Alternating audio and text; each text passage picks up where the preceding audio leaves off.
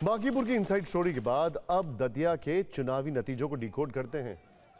दमदार तरीके से चुनाव लड़ने के बावजूद बीजेपी को क्यों शिकस्त झेलनी पड़ी?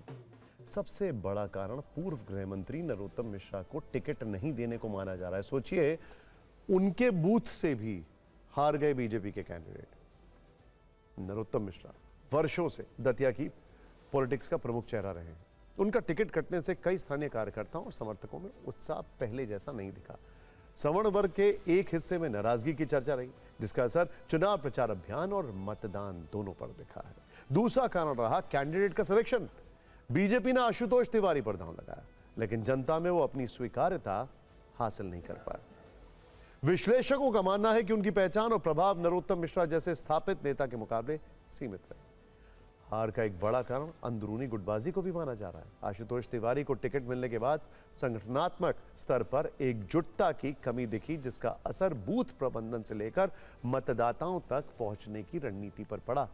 चुनाव में यह संदेश भी गया कि बीजेपी का पूरा संगठन एकजुट नहीं है। माना जा रहा है कि बीजेपी के कोर वोटरों का एक हिस्सा मतदान केंद्र तक नहीं पहुंचा या उनमें उत्साह नहीं दिखा, जिसका पार्टी को सीधा चुनावी नुकसान हुआ है। एक पहलू यह भी कहा जा रहा है कि चुनाव प्रचार में बीजेपी का केंद्रीय नेतृत्व कम सक्रिय दिखा। चुनाव का फोकस पूरी तरह स्थानीय मुद्दों और स्थानीय नेतृत्व और उम्मीदवारों पर केंद्रित रहा। ऐसे में राष्ट्रीय मुद्दों की तुलना में स्थानीय असंतोष और संगठनात्मक चुनौतियां ज्यादा प्रभावी साबित हुई। बीजेपी से उलट कांग्रेस ने अनुभवी नेता घनश्याम सिंह पर भरोसा जताया। पूर्व विधायक होने के कारण क्षेत्र में उनकी मजबूत जनसंपर्क और व्यक्तिगत पहचान पहले से मौजूद थी। चुनाव के दौरान उन्होंने स्थानीय मुद्दों को प्रमुखता से उठाया और मतदाताओं से सीधा संवाद स्थापित किया। कांग्रेस की जीत में संगठनात्मक एकजुटता भी बड़ी वजह रही। पार्टी के वरिष्ठ नेता प्रचार में एक्टिव रहे और कार्यकर्ताओं के साथ तालमेल बनाकर अभियान चलाया। कांग्रेस की रणनीति बूथ स्तर पर केंद्रित थी। बीजेपी की गुटबाजी का लाभ भी कांग्रेस को मिला है। इसके अलावा चुनाव से पहले राज्य में किसान आंदोलन की राजनीतिक गूंज भी महसूस की गई। माना जा रहा है कि सरकार के खिलाफ नाराज मतदाताओं के एक वर्ग ने कांग्रेस का समर्थन किया। बीजेपी की हार पर समाजवादी पार्टी के अध्यक्ष अखिलेश यादव ने सोशल मीडिया पर एक लंबा चौड़ा पोस्ट लिखा, बीजेपी की शिकस्त के कारण गिनाए और अंत में पार्टी के अंदर गुटबाजी का इशारा करते हुए कटाक्ष भी किया कि लड्डू तो बीजेपी के अंदर भी बंट रहे हैं।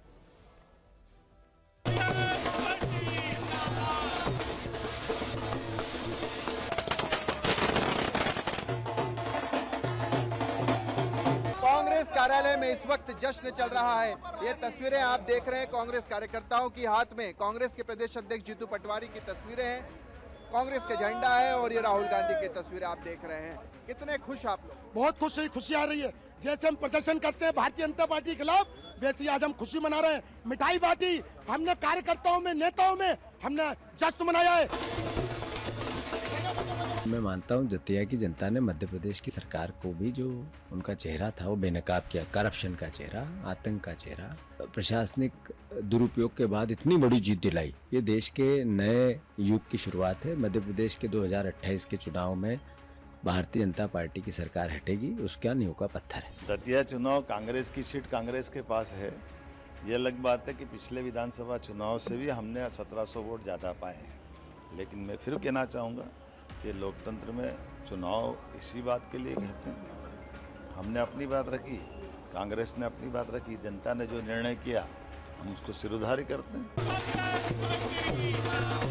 ये इस बात का संकेत है कि नौजवान का बुरी तरीके से मोह भंग हुआ है। आपने देखा होगा कि किस तरह से नरोत्तम मिश्रा वहां पे मोर्चा खोले हुए थे, वो भी सीट हार गए। वहां बताते हैं कि सारे हथकंडे मोहन यादव जी ने अपनाए, सारी ताकत लगा दी, बावजूद इसकी बीजेपी वहां पे हार गई।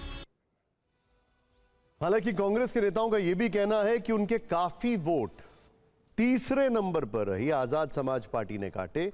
दामोदर यादव जो हैं आजाद समाज पार्टी के, वो तीसरे नंबर पर है। करीब 14% से ज्यादा वोट मिले, यानी लगभग 22,000 से ज्यादा। खैर, फिक्र की लेंस से देखें तो उपचुनाव केवल खाली हुई एक सीट को भरने का चुनाव नहीं होता है। कई बार उससे आने वाले समय की बड़ी राजनीति का संदेश निकलता है। ध्यान से देखिएगा, राम मनोहर लोहिया लगातार चुनावी पराजयों के बाद 1963 में फर्रुखाबाद का उपचुनाव जीतकर पहली बार लोकसभा पहुंचे थे और कांग्रेस के वर्चस्व को चुनौती देने वाली सबसे प्रभावशाली आवाजों में शामिल हुए।